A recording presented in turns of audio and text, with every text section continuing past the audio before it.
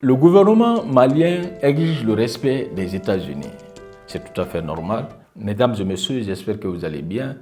Bienvenue dans cette nouvelle vidéo. Si c'est votre première fois ici, sachez que cette chaîne est dédiée à toutes celles et ceux qui souhaitent interagir sur des sujets d'actualité pertinents, qui stimulent la réflexion. Alors pensez à vous abonner et à activer la cloche de notification si ce n'est pas encore fait. C'est une chaîne d'échange d'idées. On va échanger chacun. Personne n'est maître, personne n'est élève. On essaie de donner des idées autour d'un sujet posé. Lorsqu'on agit avec de bonnes intentions, on ne perd personne. Ce sont les autres qui nous perdent. Certains dirigeants africains, soucieux du bien-être de leur peuple, veillent à établir des partenariats équilibrés. C'est pourquoi certains sont prêts à dénoncer les abus et à rompre les accords qui ne servent pas les intérêts de leur nation. Un gouvernement qui se respecte, quand ça ne va pas, tout à l'heure, dénonce. Récemment, le ministre malien des Affaires étrangères et de la coopération internationale a réagi à une publication.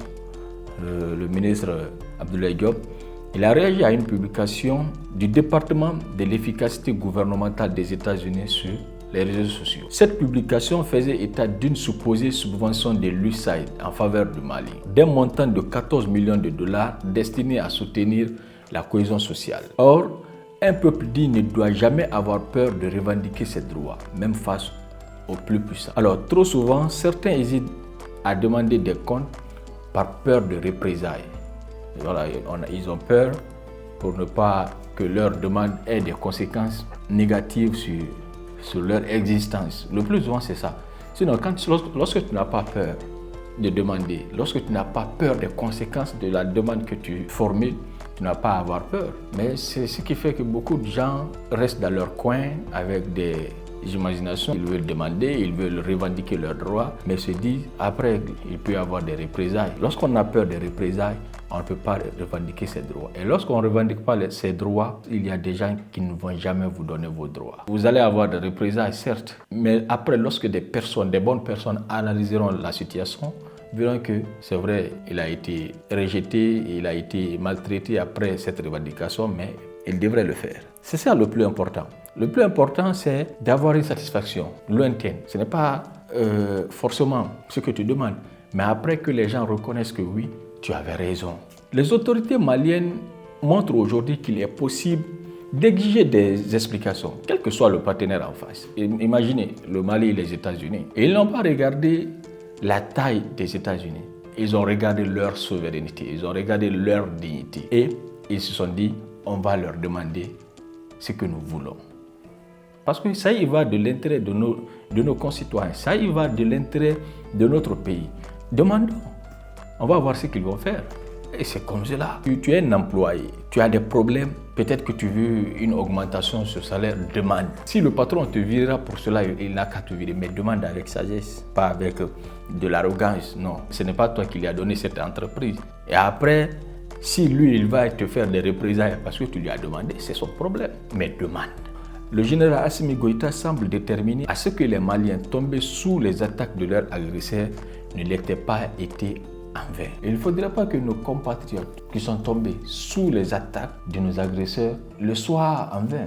Il y a des combattants qui sont partis. Il faudrait que justice soit faite. Il faudrait que ceux qui ont commandité ces attaques soient entendus. C'est ce que le Mali veut et c'est tout à fait normal. Mais le Mali a profité d'une occasion pour pouvoir le faire. Et cette occasion, c'est la venue de Trump. D'autant plus que l'administration américaine actuelle semble disposée à faire la lumière sur cette affaire de financement présumé de groupes terroristes. Elon Musk a fait des révélations par rapport à cette affaire. Alors, revoyons ce communiqué du ministre malien des Affaires étrangères et de la coopération internationale. C'est un communiqué adressé à l'administration, à l'actuelle administration des États-Unis. Communiqué.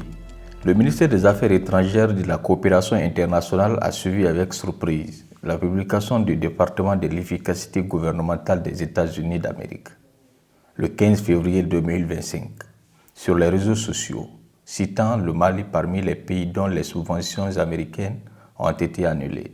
En effet, cette publication porte sur une supposée subvention en faveur du Mali pour un montant de 14 millions de dollars américains, soit environ 8 milliards 800 millions de francs CFA, en appui à la cohésion sociale. Le ministère informe l'opinion qu'il a saisi officiellement les autorités américaines au sujet de ces faits récents. Il conviendrait de rappeler que le Mali, dans sa quête de souveraineté, n'a cessé de dénoncer, bien avant la mise en place de la nouvelle administration américaine, le danger de l'utilisation détournée de l'aide publique au développement comme instrument de déstabilisation et de subversion de nos pays par le financement des réseaux terroristes et comme moyen de violation de la souveraineté de nos États. À cet égard, en droite ligne de la vision du président de la transition, chef de l'État, traduite en principe constitutionnel de gouvernance de l'action publique, le Mali a inscrit l'ensemble de ses relations de coopération dans le cadre du respect de la souveraineté de l'État, des choix souverains du peuple malien et de la défense de ses intérêts. C'est à ce titre que le gouvernement du Mali s'est,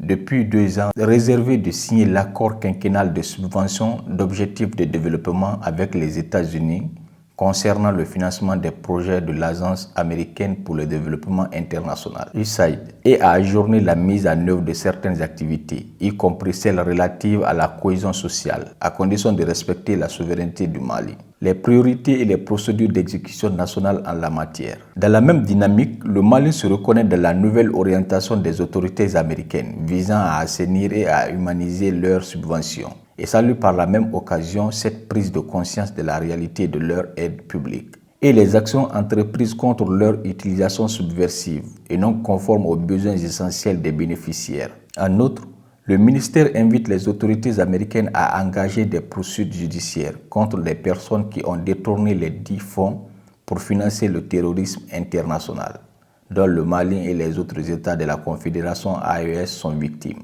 Le ministère des Affaires étrangères et de la coopération internationale réaffirme que les autorités de la transition du Mali, fidèles aux principes clés qui régissent l'action publique, poursuivront leurs efforts de sécurisation, de rétablissement de la paix, de la cohésion sociale et du développement durable, dans une dynamique d'appropriation nationale, de partenariat, de respect mutuel et dans le cadre de la Confédération des États du Sahel. Alors, quelle est votre lecture de ce communiqué du ministère des Affaires étrangères et de la coopération internationale du Mali? Donnez votre avis en commentaire et partagez cette vidéo autour de vous. On se reprend dans une autre vidéo. Portez-vous bien.